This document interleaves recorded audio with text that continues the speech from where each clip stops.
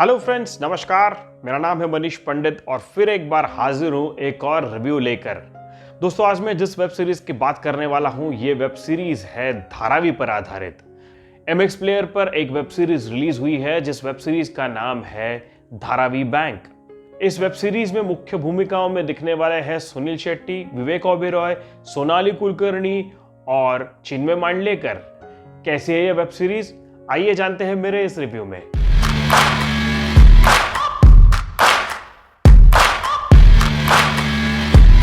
धारावी मुंबई का एक ऐसा इलाका जहां पर एशिया की सबसे बड़ी झोपड़पट्टी बसती है। इन झोपड़पट्टियों में वहां की छोटी छोटी गलियों में कई इंडस्ट्रीज पलती है। इस धारावी को सेंटर में रखकर आज तक स्लमडॉग मिलियनेयर, धारावी जैसी कई अच्छी फिल्में बनाई गई है।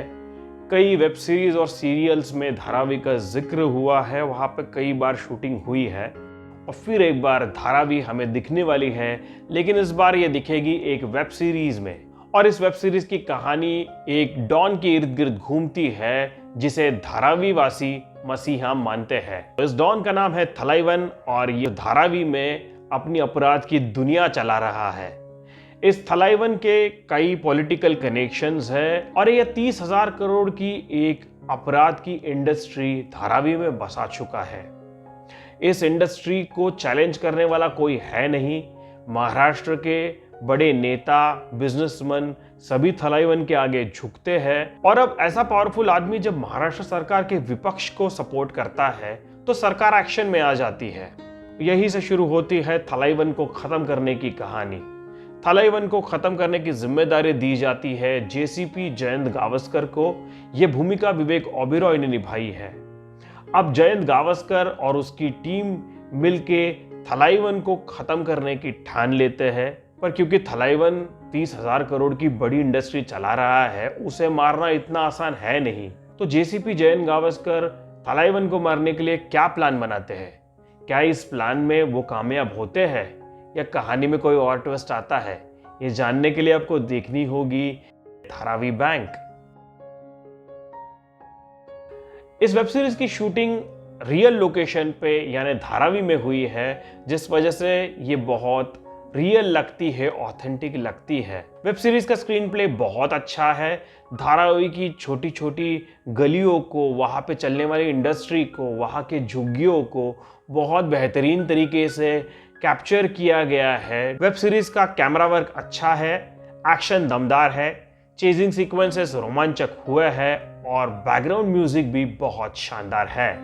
सुनील शेट्टी, जिन्होंने थलाइवन का सेंट्रल किरदार निभाया हुआ है, ये अपनी भूमिका में छाप छोड़ने में जरूर कामयाब हुए हैं। थलाइवन का शांत स्वभाव, उनका गुस्सा और उनकी बॉडी लैंग्वेज सुनील शेट्टी ने बहुत बढ़िया तरीके से पर्दे पर लाई हुई है। थलाइवन के अलग अलग शेड्स पे ये बहुत अच्छी तरह रंग भरते हैं। थलाइवन काइंड है और थलाइवन खूंखार भी है। थलाइवन धारावी का मसीहा भी है और महाराष्ट्र का गुंडा भी। इन सारे ही शेड्स को सुनील शेट्टी बहुत बढ़िया तरीके से निभाते हैं।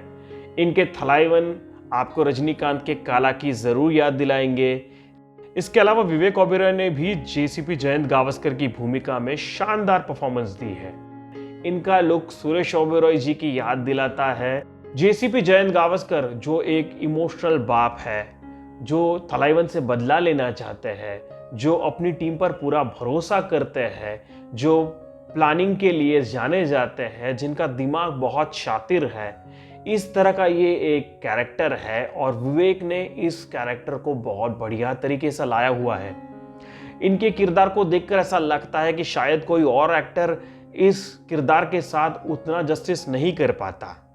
चिन्मय मांडलेकर, जिन्हें दाजी मालुसरे इस इंस्पेक्टर की भूमिका मिली है, उन्होंने भी अपने किरदार में जान झोंकी हुई है। ये पुलिस इंस्पेक्टर अपनी बीवी से बहुत प्यार करता है और अपनी ड्यूटी से भी बहुत प्यार करता है और इन दोनों शेड्स को चिन्मय ने बहुत बढ़िया तरीके से दिखाया हुआ है। सीएम जानवी की भूमिका में सोनाली कुलकर्णी ने भी अच्छी परफॉर्मेंस दी है। हालांकि इनका रोल उतना बड़ा है नहीं, पर जितने भी सीन्स उन्हें मिले हैं, सोनाली ने जरूर प्रभावित किया हुआ है। नागेश भोसले और जयंत वाडकर भी अपनी अपनी भूमिकाओं में छाप छोड़ने में कामयाब हो जाते हैं। संतोष जुवेकर, भावना राव, ल्यूक केनी, फ्रेडी दारूवाला और सिद्धार्थ मेनन ने भी अपनी अपनी भूमिकाएं बहुत बेहतरीन तरीके से निभाई हुई है। समित कक्कड़ का निर्देशन ठीक ठाक है, इन्होंने बिट्स एंड पीसेस में अच्छा काम किया है। कई जगहों पर इनका डायरेक्शन आपको ज़रूर इम्प्रेस कर जाएगा। कमज़ोर कहानी होने के बावजूद भी उसे जिस तरह से इन्होंने रोमांचक बनाया हुआ है, खास करके थलाइवन के एनकाउंटर का जो प्लानिंग सीक्वेंस है, जो चेजिंग सीक्वेंस है, वो बहुत शानदार तरीके से शूट हुआ है और इसका पूरा क्रेडिट समित कक्कड़ को ज़रूर देना होगा। मुजाहिद खान की सिनेमेटोग्राफी भी बहुत दमदार है। धारावी की छोटी छोटी गलियों को, वहाँ पे चलने वाली इंडस्ट्रीज को उन्होंने रियल लोकेशन पर जाकर जिस तरह से कैप्चर किया हुआ है, ये बहुत इम्प्रेसिव काम उन्होंने किया हुआ है। ड्रोन कैमरा से भी ये धारावी का दर्शन हमें कराते हैं, जो बहुत खूबसूरत है।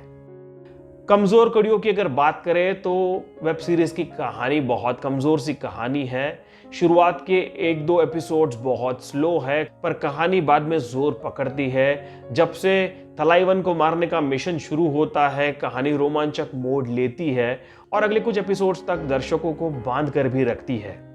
पर इस तरह की कहानी हमने इससे पहले कई वेब सीरीज में, कई फिल्मों में देखी हुई है। कहानी में कोई नवीनता नहीं है। काफ़ी हद तक इस कहानी को प्रेडिक्ट भी किया जा सकता है, जिस वजह से ये कहानी 10 एपिसोड्स तक देखना थोड़ा सा मुश्किल सा हो जाता है। इस वेब सीरीज के किरदार काफ़ी टाइपकास्ट लगते हैं। इससे पहले ऐसे कई किरदार इस तरह की कई क्राइम वेब सीरीज में हम देख चुके हैं। इस वेब सीरीज को इसाम शेख ने एडिट किया हुआ है और मुझे लगता है उनके पास काफ़ी अपॉर्चुनिटी थी। इस वेब सीरीज को ये और थोड़ा कट कर सकते थे और रोमांचक बना सकते थे। कहानी का हर एपिसोड लगभग 1-1 घंटे का है और इन एपिसोड्स को 5 से 10 मिनट के लिए कम किया जा सकता था। ओवरऑल ये एक ठीक ठाक अटेम्प्ट है, जो कमज़ोर कहानी की वजह से मार खा जाता है। कलाकारों का बेहतरीन अभिनय और समित कक्कड़ के निर्देशन की वजह से ये वेब सीरीज एक बार MX प्लेयर पर ज़रूर देखी जा सकती है। मैं इस वेब सीरीज को देता हूँ 5 में से 2 स्टार्स। क्या आपने ये वेब सीरीज देखी है? अगर देखी है तो आपकी इस बारे में क्या राय है, मैं ज़रूर जानना चाहूँगा। आप इस बारे में मुझे कॉमेंट ज़रूर करें। मेरे इन रिव्यूज़ के बारे में आपकी क्या राय है, मैं ये भी जानना चाहूँगा। आप इस बारे में भी लिख सकते हो। और हाँ, अगर अभी तक आपने मेरा चैनल सब्सक्राइब नहीं किया है तो प्लीज़ सब्सक्राइब का बटन दबाइए और बेल आइकन भी दबाइए, ताकि मेरे आने वाले हर वीडियोस आप तक सबसे पहले पहुंचे। मिलते हैं एक और नए वीडियो में एक नए रिव्यू के साथ। तब तक के लिए मैं मनीष पंडित आपसे इजाज़त चाहता हूं। धन्यवाद।